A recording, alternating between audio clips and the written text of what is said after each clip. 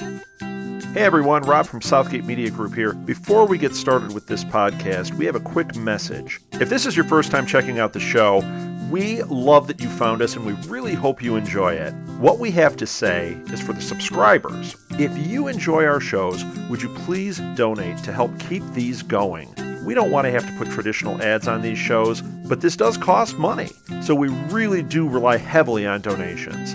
To make a donation to the show, please go to our website, www.southgatemediagroup.com. Go to the page for the show, and in the upper right-hand corner is a donate button. It takes you right to PayPal, and you can donate whatever amount you want. Thanks a lot for listening, everybody. And now, on with the show.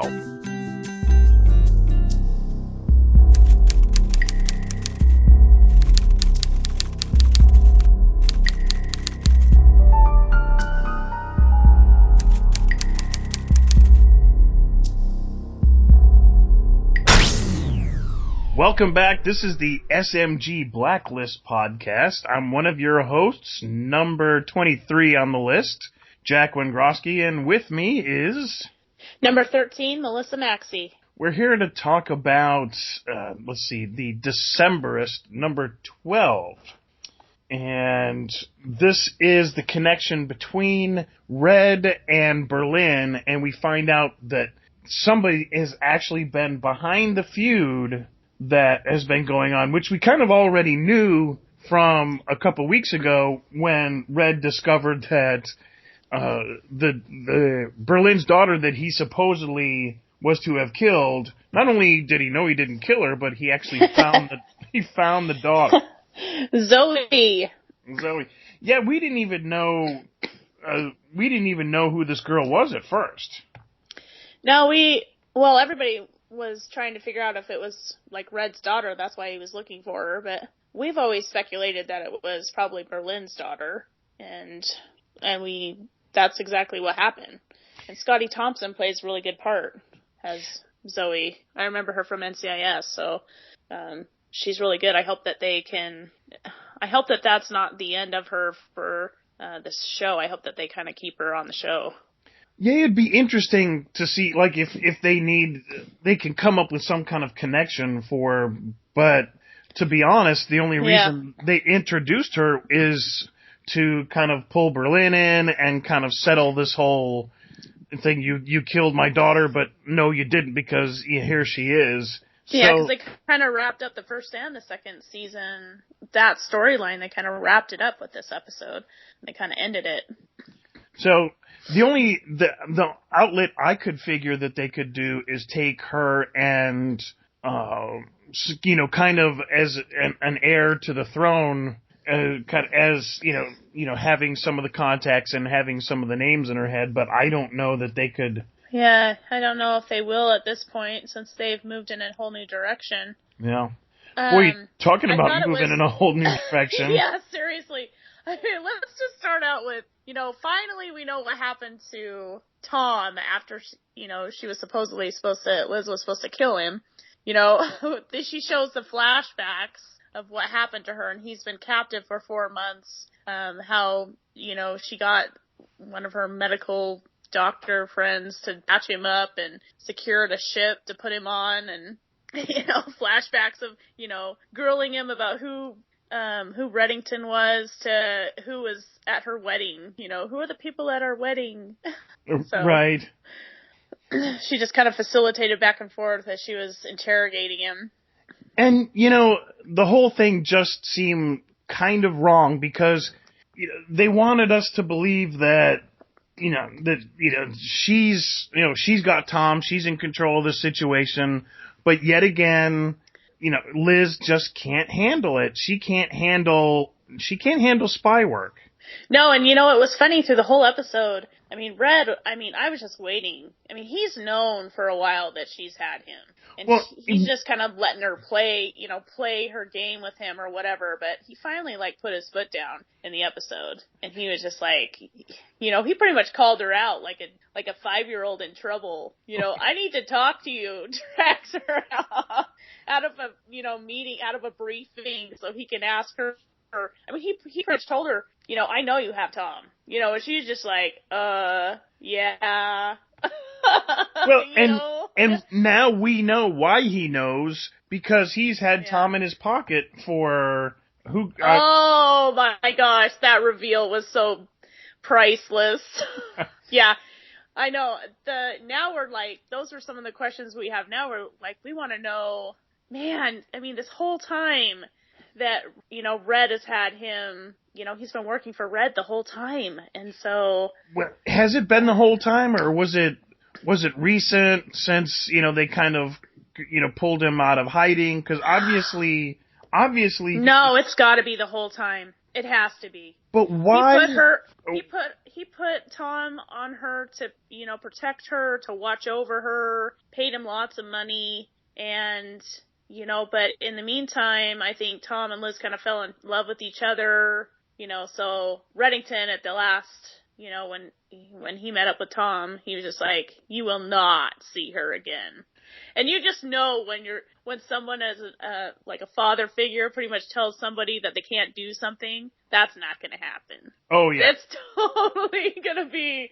Yeah, that's totally not going to happen. Yeah, he's gonna break that word and tell Liz about all of what Red's done, and she's not gonna want to talk to him for another 2 episodes.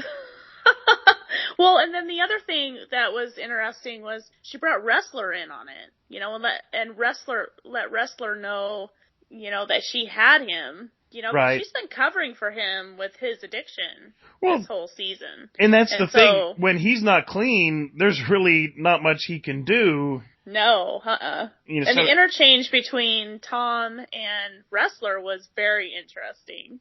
Little jealousy flaring up. Pushing each other, Wrestler telling him that to stay away from her, and it was just like, Wrestler, you're her older brother. Take care of her.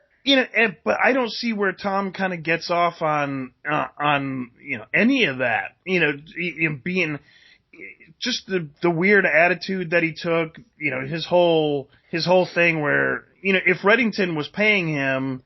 It didn't make sense that he was kind of, giving up on, being the spy and kind of doing the things he did. If he was really in Red's pocket the entire time, why did he feel like he had to kill the cowboy? We haven't, that hasn't been really kind of answered.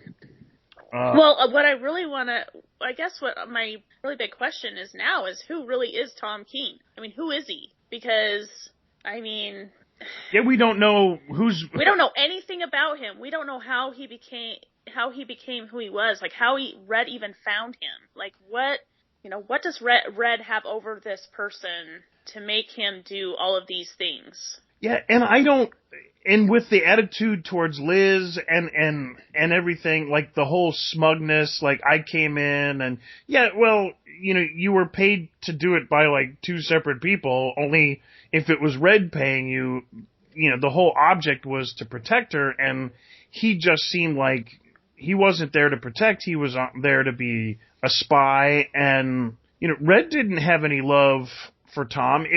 If he was truly in Red's pocket, then that entire time, Red's kind of attitude towards him and his attitude towards Red would have been totally different. Well, yeah, and the whole thing with the cowboy, that you mentioned, because the cowboy was working for Red too, so it almost seems like, I don't know. So at that point, was that when Tom went to Red, or that Red found Tom? That seems weird because it doesn't make any sense, because he had left Liz, he was on the run, unless, Reddington went up to him and said, this is what I can do for you, this is what I want you to do. But Red always has his agenda is always to kill the person. I mean, that's always his final end game. So at that point when Tom had Liz and Reddington shot him, and Liz was like, I'll finish it or whatever, that should have been, I don't know. I just don't know when Tom would have been under Red's control, or if he ever was, really. Yeah, I think they're going to have to come up with, unless they're just going to kind of make a whole bunch of people mad that they're going to have to come up with some sort of in-between scenario because none of that adds up.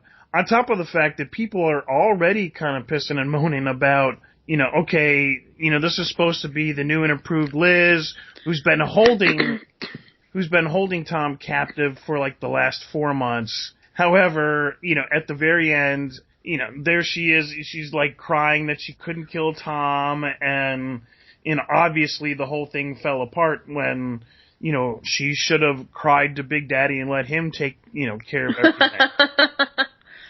Yeah, I hope that they can make some sense of that because it would be fabulous if we found out that Red actually had hired him from the very beginning to be with Liz to watch over her and stuff, and then maybe he took another job on the side, or I don't know. Gosh, there's so many ways that they could do that. Plus, now we know that Tom's kind of in the wind for now, but we know he's going to come back. So, yeah. And then now, Fred finds Zoe and asks, is trying to find out who the Decemberist is. And she talks about how she found a guy to help, hide her. And so he took pictures and took her necklace and, tortured her father, sending those bones and stuff when she was really alive. And that she only knew him by the She only knew him by the Decemberist. Is that what she said? Yes. And that her dad's name was their family name. Oh, jeez. Yeah, which Fitch's, not Fitch's family, but Milo's Kirchhoff. Oh, yeah. So, yeah, that was, and we talked about that back with the Undertaker episode where not only he went after the Undertaker to get that very particular picture, which we found out was the picture of the girl that they had sent Berlin to prove that his daughter was dead. In fact, that wasn't even his daughter. Right. And they took apart some poor, like, random girl just to make just to prove the right, just to make him believe it. Right, which doesn't really make great sense unless they just couldn't find the real daughter. So it doesn't make sense to have this kind of episode where you've rescued the daughter because why didn't they just kill the daughter when they had a chance? Right. So it's some thin storytelling here. I think you have to go kind of back to the writers who have built up Lizzie to be something special, and then we find out, or not even special, that she's this tougher and Lizzie that's ready for Black Ops, which of course turns out we've just spent half the season building back up for absolutely nothing, and now they killed a girl to show that they've killed a girl to make this guy think it was his daughter, right. and of course the daughter turns out to still be alive, but to cause this big war. So this, it's like, really? You've got a team full of writers, and this is what they came up with. It's a little disconcerting, I guess, but the story, to have so many of the details kind of finally out in the open was actually pretty cool. Right. And it brought Fitch back.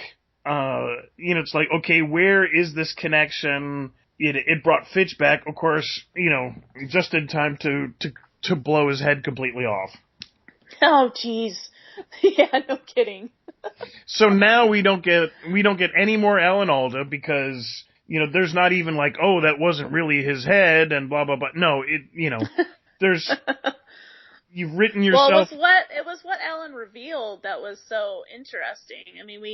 They spent half the episode just getting to Alan Alda, trying to find out. Because Berlin gives some information about the bombing, the Kursk bombing, and then they have the team looking into that, and so we get to Alan Alda, and he's already been. Berlin and his team kidnapped him and drag him to an apartment, put a bomb around his neck. About the fulcrum. He's like, do you have it? The fulcrum? And I'm like, what's that? What's the fulcrum? Yeah, tell us, please. they can't Hurry. because if we know that, then we know all of Red's secrets, because that was the whole thing that was keeping that whole commission that Alan Alda was a part of, or Fitch was part of this. Yeah. And obviously, they're not afraid of, they don't think that Red has the big stick anymore. So Fitch says that his death will trigger a series of events. The moderates are already outnumbered the closer we get to 2017. And so he tells Red about the safe in St. Petersburg and a wall on the second floor, and then he dies. Yeah. That's it. That's all Red knows. Kablooey. Of course, then Red's all mad, so he takes it out on Berlin, and kind of like, you kind of knew it was happening, but, he took the time to, sit Berlin down, and who had to pay for, not only killing Fitch, but so many other people on the team that, he was really responsible for, but shares a bottle of vodka, and Berlin kind of goes into this, touching memory of Russia as a kid, and of course, that last little drop of vodka, and boom, that's it. Yeah, he shot him 4 times. And, all I can really think is, isn't that something you could have done, like, before? Of course, well, now he doesn't need him anymore. He doesn't need Berlin anymore. Yeah, and of course, he might have let him live if he hadn't killed Fitch, and of course, now he's got to deal with this whole trigger of events. So Berlin really kind of, by going off on this revenge kick, really kind of forced Red into some unhappy times coming up. Well, now we have a countdown. Right. To 2017. And it's a race, to figure out, now we get to figure out the unraveling of what's going to happen. Like, what is he trying to prevent from happening? Well, is that, 2017 the year? Because, that's not exactly a race. That's... Well, no, I mean, that's a couple years away, but that gives us a couple more seasons. Well, you figure, here's what my guess is 2016 is an election year, right? Yes. So the new president, whoever it would be, would take power on right after the inauguration in January of 2017. So, there would have to be some political takeover that, I don't know, that something happens at the presidential level, and, what do you do? Yes, you may have the most, instill somebody in your team as the president and the most powerful man in the world, but you're also the most viewed man in the world and the most vetted, and, Well, and Fitch was talking to Red about all the people that he was he was protecting Red from all these people, and so if those people, if power changes, and people change, they're gonna, because Red still has this, whatever secret he took, he still has it. Right. And, I think the problem is the people on this, this council of evil or whatever it is, they all almost don't even believe that he still has the fulcrum. And we don't even know what the fulcrum is yet. So, yeah, So really, does that mean all he has to do is to say, look, I have the fulcrum, this is, here's the end of the story? Or did Fitch give him the list and say, these are the guys on the committee, and I'm giving you their names and everything you need to go take care of it. I'm dead, so, hey, you're my buddy, we've gone as far as we can, and right. I'm giving you your chance right here. Yeah. And so, this can't be, it seems like this is where the blacklist has really almost taken us, to now where, you've got the deep dark secrets. Where do you take the list after this? we've got Berlin. Well, We've tied up, we've got like... Now the list gets, I think the list gets more intense now. I think there's going to be, it's not just going to be like Monsters of the Week, medical doctors doing weird science experiments. We're going to start getting into like real time, baddies where, it's like worldwide conspiracy stuff. Well, yeah, but here's going to be the tough part is it's not going to be overseas. It's going to be people within the State Department, the Russian, in this episode. Yeah, people that are in power. Right. Yeah, they said, we've tied this whole, which was they tied the big kind of criminal, active in Russia to this, basically, wasn't he like their, like a cabinet member or, a trusted aide to Putin? And it's, you are not, we are not allowing, the team to go out to Russia to, accuse the guy.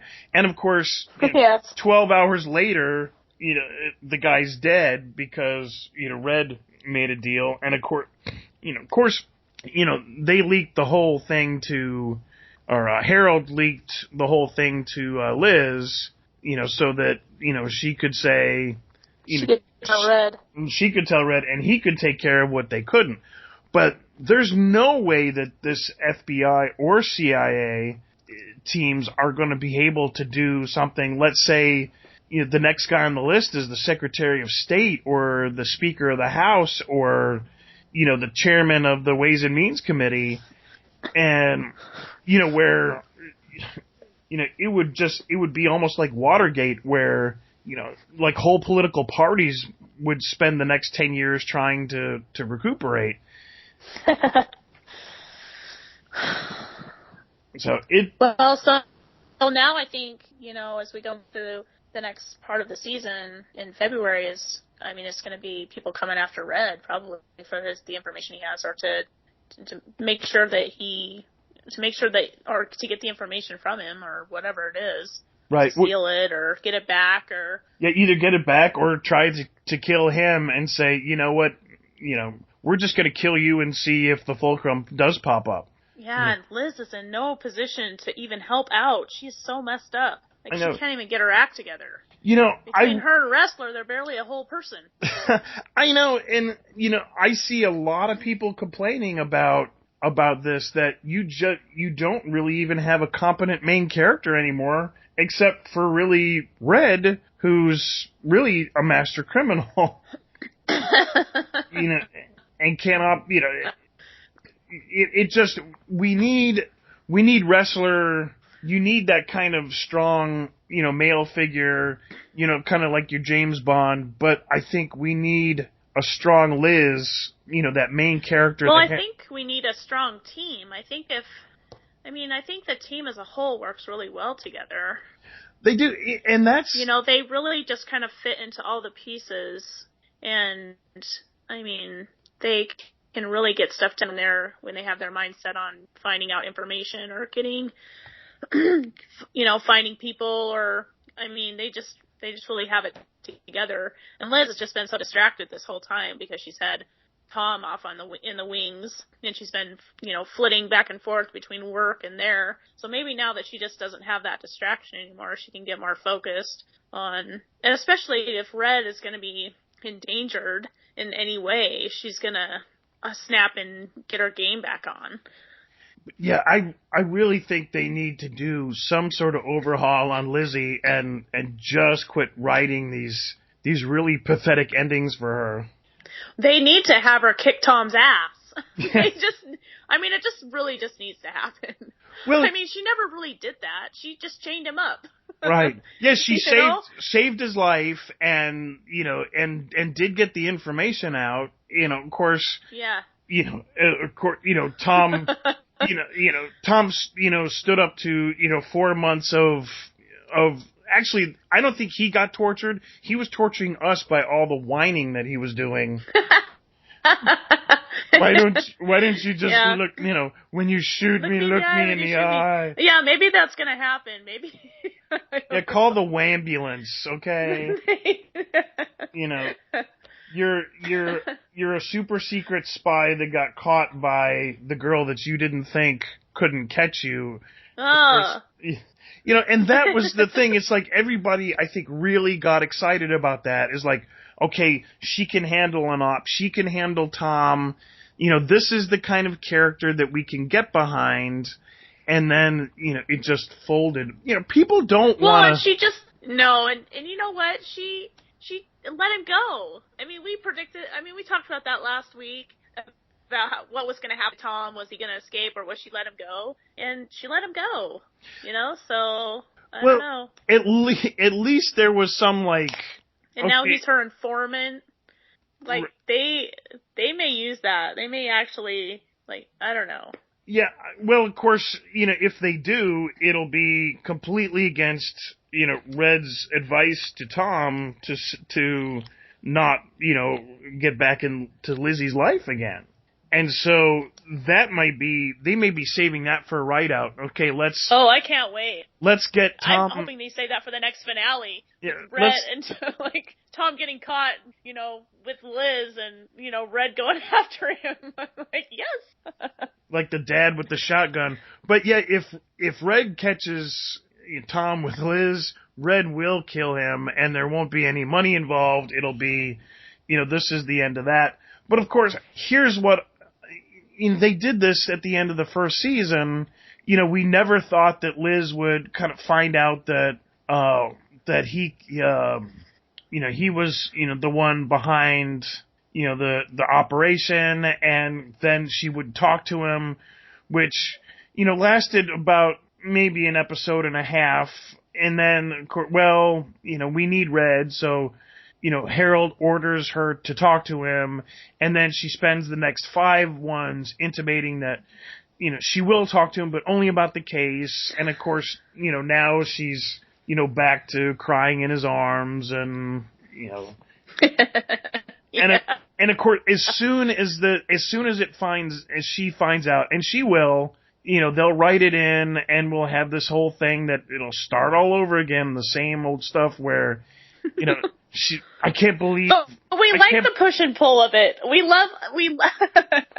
I mean, that's what's fascinating to me is the relationship between Red and Liz, where it's this push and pull between them. You know, she's, you know, I don't know, is she learning from him? Yes, he's mentoring her, but she's still pushing him away, but she still wants to be close to him. I mean, it's just like this push and pull between them, and he's so smooth about it. I mean, he really is just drawing her in. I mean, he can just stand there and hardly say 2 words, and she's like falling all over, you know, wanting his appreciation and his, you know, just anything that he can give her. And he just has to stand there. He doesn't even have to do anything. And I love that relationship between them because, I mean, it's everybody wants that in their life. They want someone to accept them and to think that they're fantastic, you know, and they're just playing it out on screen, just like, and I'm just fascinated by it. You know, all the other characters, they're there and they're doing their parts, but it's Red and Liz's connection with each other that really stands out. It does, but I don't think you have to sacrifice Liz's integrity or professionalism every time to make that happen. Yeah, he can be the shoulder to cry on and the father figure, which, you know, everybody seems to be pushing for, but you just don't have to make Liz so dang incompetent.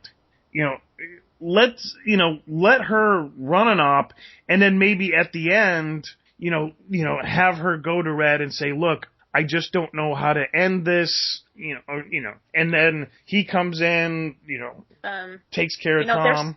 Yeah, I mean, there's just so much. I mean, she just really has so much more to learn.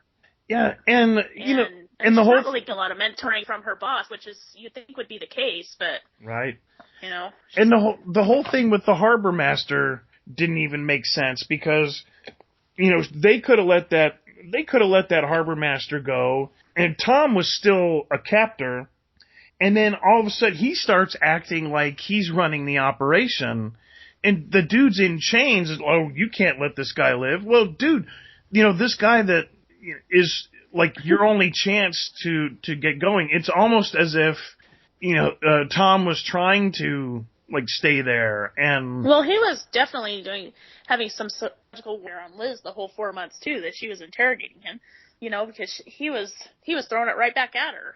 But it doesn't make sense, for Tom to say, hey, we can't let this guy live, like he's in on the fun. He's not in on the fun. He's only there to give up the links to Berlin. And if Tom was in Red's pocket, then Tom could have just given Red the information. And that's the thing where this whole operation didn't need to happen. Red could have easily, even before the whole season, just, paid Tom his $30,000 in cash or whatever it is. It was probably more than that. It probably, after I said that, I goes, that's probably not very much for that's probably not even close. A super spy. But let's say, whatever the amount of money, he could have said, okay, you know what, you're on my payroll, just tell me where Berlin is and call it quits. But this little development it's going to be it could be either really, really good or really, really bad. It just made for that, like, last minute turnaround, like, oh my God, Tom is working for Red? You gotta be kidding me.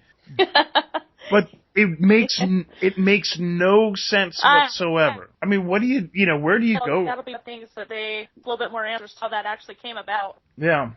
So, I think that they can't, even though he's not supposed to see Liz again and blah, blah, blah. I think it's just, there's no way they can't have him back because they've just kind of opened up a whole bucket of worms here. And we love the bucket of worms. Yes. That means there's more to watch. And, early in season 1, we had so many of the unanswered questions, and the funny thing is so many of them are still unanswered. What is Red's end game? Is Red Lizzie's father? What's the truth about Red's family? What is the scar on Lizzie's right hand, and why does it match the scar on the box? Yeah, those things we haven't, and maybe that has to do with Fulcrum. Right. So, okay, here's actually one, is who is the farmer? Red tells the stew maker Stanley a story about a farmer who turns into a killer after his family is taken from him. Was that the story that got Berlin started? Except Berlin wasn't a farmer. He wasn't a farmer. He was a soldier's kid. Somebody high up in the Politburo. Yeah. Let's see. What happened in Kuwait? They never did say what happened to Cooper in Kuwait. Let's see. The 3-foot marker at the family home where they say the height for Red's daughter appears to stop at 3 years. Yes. So if we still think Liz is his daughter. Yeah, I think they're going to have to kind of forgive the math on that one. Yes. Well, and then there's Red's wife. Oh yeah. Yeah, but we still have her. Of course, this whole storyline is dead now that Berlin's gone. What if they resurrect that for the Fulcrum? That's the only other.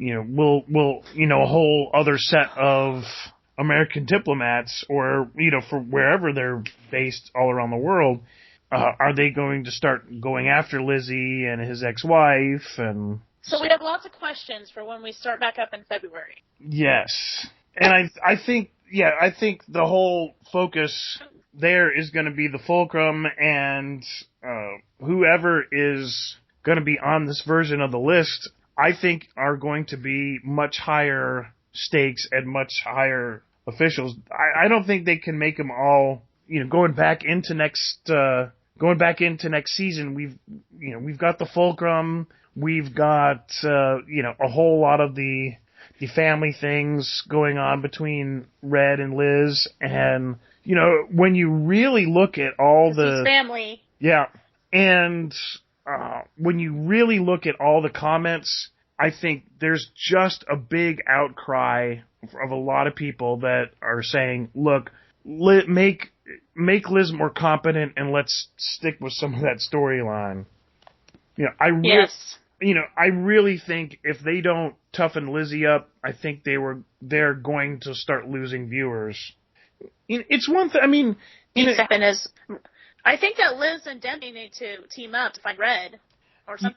That would actually be, that might be a good episode, but that only be maybe, that could take you 1 or 2 episodes, into next season. But I think they need to have her, take the lead on some things and, do some profiling, I'm like, let's do some on the road stuff where they're like in a car and you have to, they're chasing someone down and somebody throws another grenade and it rolls a car yet again. That got so many heated comments. I mean, last time on Twitter, there was like, how many of these rollovers are we going to do? Again? Like, huh? Oh, they're like, how many times can Liz's car roll? How many times can she make it through another car roll? Exactly, yeah. I think they needed to, have her do some profiling. They need to mix the team up. So they need to mix it up. They do. I like it when Liz is with Samar. They play off each other so well. That scene from last week when they were in that shop and Red was telling them about or what was happening or who they needed to find, and were playing off each other. That was really fabulous. Yeah. I think Liz with Dembe, that would be really good. I think Wrestler with Samar, that would be really good. Yeah, I don't know. They really haven't done much together. Yeah, I don't think Samar is the kind of person that if she saw the drug problems where like Lizzie would see Wrestler doing having the drug problems, I feel for you, let's work it out. Samar would be like, no, we're letting everybody know and you'll be lucky if I don't shoot you. Yeah. You kind of almost for Red. You need somebody like a kind of a, I don't want to call her spineless, but a very emotional Liz to let him come to his own conclusion. Where no, there's no way Samar would let Wrestler back her up in the field. There's just no way. Yeah. Well, she'd be doing the backing up. That might be part of the thing where, she would say... Wrestler's gonna run long... Wrestler's like a bull in a China store. No, she's like, gonna protect him and clean up the mess. But I don't think she's the kind of, like, agent that would appreciate having to clean up the mess. Like, if you were competent, I wouldn't have to come in... it just doesn't seem like, it's not a pairing that they would... You don't really know for sure. Yeah. Well, it would be an interesting pairing. Because, she's looking for Red, for one thing. Well, if they want somebody to wrestle her out and, try to take control of the situation, she would be a good one to pair it up with, I think. Well, I think what would happen is Amar would be the one to rat him out, because he can't keep a secret. He would be the one to be like, blab it to, Harold. Like, oh yeah, I saw a Wrestler in the bathroom with a bunch of pills. I don't know what he was doing. But he told me not to tell you. Told me not to tell you. Now, I think Amar is, he's like your IT guy. He comes in where, when they're trying to fix things and, and he's the MacGyver. He's the MacGyver guy, and I think they've used him pretty well. I think, of course, when Red tried to use him as like a member of like, as an active team is that's where it went wrong. When he made him do the accountant while he was like putting his gun together really fast, so that if he couldn't get it done before he got his gun put together, he's gonna shoot him. I know, and of course they resurrected that very same thing where he says, I need you to find this information. I've got all my people, working on it, and they haven't been able to come up with a name. And he's sitting there, well, what did you do to your people that couldn't come up with the name? And, of course, Red just kind of smirks a little and doesn't say anything. So poor Omar. He doesn't have to. Yeah, his character is going to go I think through. that there should be an episode. There should be an episode with Red and Omar. I mean, seriously. Well, that they need to mix up the teams. Well, that's really what that episode was. It was a lot of Red and Omar, and his character is pretty much going to go through the next 10 years thinking that Red is pretty much, if he doesn't do what Red says, that he's always going to kill him. I mean, it's almost like the A-Team. In that show, the A-Team. Yeah. Okay, I'm totally dating myself. But, I mean, I kind of think of the Blacklist kind of like that. The A-Team. And I want Harold to be, he needs to have more active, he needs to be partnered up with someone too. Now they have him limping around on a cane and they haven't really told us what his illness is or if he only got 5 more months to live or whatever. Wait, well, yeah, and he should be able to go out with if he's gonna go out, he needs to get paired up with Samara and they need to go on a mission or he needs to, I don't know. Well, his own tweet said, he's not going to have that cane for much longer, but we haven't seen any proof of that, and it's kind of hard to invest in a character that we know is, on his death's door. On death's door, yeah. He's only, back and helping with the team because, this is going to be his legacy or something. And I don't know. Maybe he's working undercover for another agency. Maybe maybe he's got some duplicity in his role that we don't know about yet. I mean, I hope, but I think they have to, come up with, some way to heal him, and they have to kind of unwrite whatever they wrote themselves in a corner with him, because he's a good leadership role. If you write him out, then, you just have to replace him. Well, yeah, and he's the leadership of the team. I mean, it's like NCIS losing Jenny. That was terrible. Yeah, other than the fact that, every once in a while characters get written out of something, it doesn't make sense. And I think if they don't fix some of these things, I think they're going to start alienating a lot of audience. And I kind of hope not, because I really like his character. I really like, what this whole storyline with Red and Liz and everything that's going on. But I really can see, where they've almost gone back 4 months in time with Liz's character again, to where we're almost back where we started. We thought she was getting stronger, but actually she was wallowing in her own, she's so lost. I know, but, and that's the thing, it's don't make us believe that she's not, she took down this, she took down the sniper who was, following with... Yeah, what happened to him? He disappeared. She took... I hope he comes back. He's in FBI custody in one of their dungeons.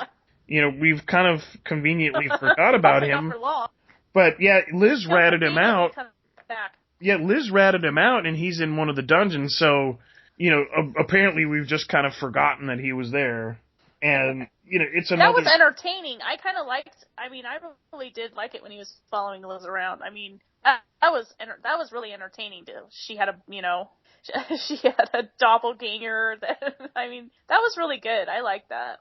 It was. And I think you take away from that when, you find out that she can't really handle this stuff. But how did she handle that if she can't handle all the other stuff? Well, it's because she's emotionally tied to Tom.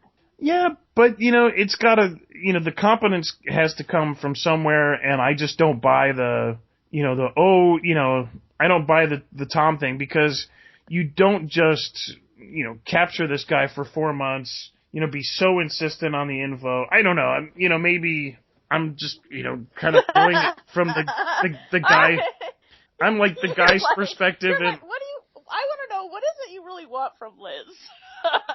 What is it you want to see? I want Ninja Liz. I want to see an agent that kind of goes in. She can handle herself. She can handle the case. When things kind of get personal, she can rely on Red, maybe a shoulder to cry on, but, it's because, she had to pop, one in Tom's head right in between his eyes, and now she's an emotionally, kind of thinking, oh, I can't believe I had to do this, and, this is so tough, and blah, blah, blah. So, She's a girl. She's an emotional wreck. But it was like those things like in the 70s when you had like women's lib, and it basically got to the point where guys stopped holding doors open for girls, and girls finally said, you know what, pay us the same, treat us like like you would anybody else. Well, but you know what? We still like getting flowers. We still like, the door being opened. Treat a woman like a woman, but, as an equal. But I like that they show her emotional side, because they can't just make her an automaton. They can't make her a soldier. She's still a woman. She needs to be able to have some emotional release. I mean, some of my favorite characters, between Gillian Anderson as Scully and Mireille Enos as Sarah Linden from The Killing, those are the kind of characters we want to see. And Liz may not be as tough as those characters right now, but they may take her to a point where she'll get to be like that. Well, but Scully, you got through like, I don't know how many seasons of X-Files. 9. And 9 seasons of X-Files, and at the very end, she comes, the whole time she becomes a believer. Yeah, she becomes, actually, almost not really. When she came out of the alien goo and came slithering out, it was almost as if she still didn't believe it. Oh, no, she didn't at that point. No. She's like, well, there's another explanation that I was in this alien stasis. Oh, really? Well, that's still Scully. But that's the thing is, like, that's where, she fell into Mulder's arms and got emotional. And it was because it wasn't that she was so darn incompetent. It was because, this, getting captured and put in the alien goo was emotional. And yet it was just a little ironic that she still kind of didn't believe. It kind of took you back, but it didn't give you that feeling like, oh my God, I just lost 4 months of my time believing. You really feel like that? You really feel this is totally like backpedaled 4 months? Yeah. She kind of was in a stasis. I can see that because, having talking with Tom every single day, not really getting any sort of resolution, not getting really any real answers. She kind of, her site, she's supposed to be a profiler, and, and you think that she would know a little bit more about psychological warfare. I don't know, maybe they didn't teach her that or whatever, but, maybe, I don't know. Yeah, I'm hoping that they'll reveal more about that when they come back. We are at kind of an emotional moment because, but maybe it was different. Maybe it wasn't really like that. They showed all the emotional side of it, but maybe there was some psychological warfare going on where she was getting more answers than she actually revealed. Maybe she has more answers than she just has even told us. Well, the way they make it seem like towards the end was, he just kind of gave her everything she wanted to hear anyway. And, she completely lets a 4-month operation that she supposedly has kept hidden from Red. And, of course, now we know he probably figured it out and has Tom in his back pocket. And, she just blew a 4-month operation with nothing to show for it, on top of the fact that, we did get Fitch's location, but only after it was cool with Berlin, because he had already put the collar on. Yeah, and Wrestler covered. Yeah. When, So was that the director asking about the informant? Yeah, and Wrestler said, well, yeah, we know who the informant is. It's Red. Yeah. Good job, Wrestler. Well, what can they do? They could say, oh, well, we had Tom, but we didn't tell you, and oh yeah, well, we let him go. Like the only thing that they could have done was say, hey, this is what happened. this was an undercover operation. We're a black ops unit. It is what it is. It's like Samar, kills somebody at the very beginning of the episode. This Iraqi operator, stole the nuclear secrets or had some of the nuclear secrets. She kills him at the beginning of the episode, but we were supposed to feel like she was compromised when she killed the guy that killed her brother. And, it's like, would they, maybe there would have been some heat. But if they brought in Tom, that hasn't. If she brought in Tom as an informant even late, who's to say, say they wouldn't say, hey, good job. I had to bring him back to health. Well, with Samar, Samar's for killing that guy. Red handed him to her, so now Red totally has her, I don't think so. He gave her something, and now, because that was huge for her. That was huge. But it wasn't. I think it's for Red. Red could have killed him. It was right, but cool. Is that how he collects his people? Is that how he gets people in his pocket? He gives them something, and then he, use it. No, he asks for something later. I just don't think that's something. I don't think that is something he can use against her. I think he did that as a favor, and he may ask for that favor back. I just can't believe that, if they reported back to Mossad that she killed this guy, and their probably only response would have been, why didn't you kill him sooner? Right. She killed the guy in cold blood at the beginning of the episode, and it's like, if this guy who is what he said. He has a Mossad operative. But I think she owes him a favor. I don't think she's in his back pocket now because she's compromised. I think Red does favors for people, and they're indebted to him, and she'll come. I think she'll come through at some point, and you owe me one, and this is the one. I think that's the way Red operates. I don't think. So many of Red's kind of, quote, friends are, kind of utilitarian. He's, that's just kind of the way I see it. I just don't think you can compromise a killer. Yeah. With, having killed somebody that, that Mossad would have sanctioned anyway. Could she have made the call and say, what do you want me to do with him? Yeah, maybe. But that's the thing is where are they going to take so many of these little dark secrets? Right. That's going to be the main thing. Yeah. So it'll be interesting to find out what happens when they come back February 1st. I can't believe we have to wait that long. Good Lord. It's not even December yet. It's halfway through November. What are you talking about? I'm like, oh my gosh, I'm already buying Christmas presents. Well, and they've already got like a whole, like in the interim, they've already started a new season of the inaugural season of, what is it, Affairs of State. Is that State of Affairs? With Katherine Heigl. Yeah. So is that going to I don't know. Overlap? It can't compete. I don't know. Can it compete with Scandal? I don't know. Well, is it in the Scandal slot, or is it going to be in the slot where the Blacklist has been? Well, it'll be in the slot where the Blacklist has been, but So then, what happens when Blacklist comes up? Are they going to? I guess are they going to take their mid-season break at that point, or? I guess. I don't know. They were talking about moving the Blacklist to another day, but I hadn't heard any more about that.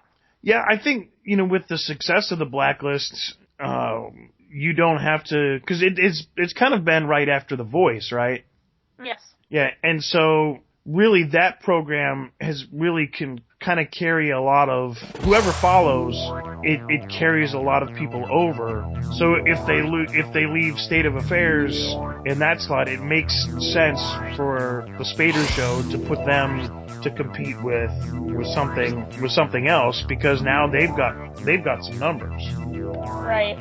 It'd be interesting to see. I mean, I think we talked a little about it last time, but I really like that Monday slot just because there really not many other options. It leaves. You've got right after the weekend. You've got kind of everything. Rolling. It kind of kicks off the week very nicely.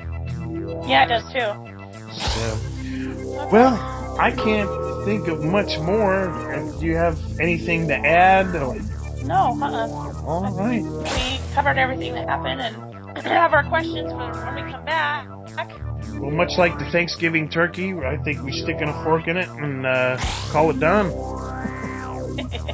Like my Thanksgiving reference there.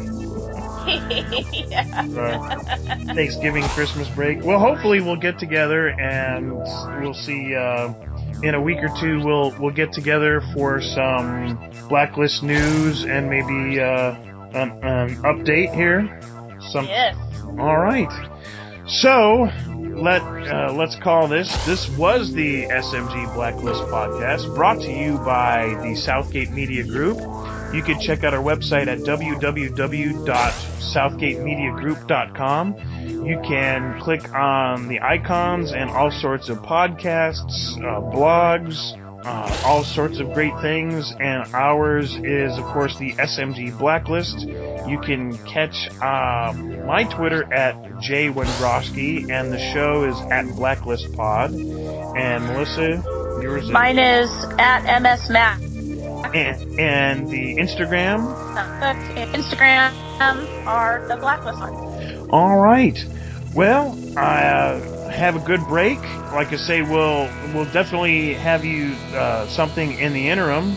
But I guess that's it until next time. See you then.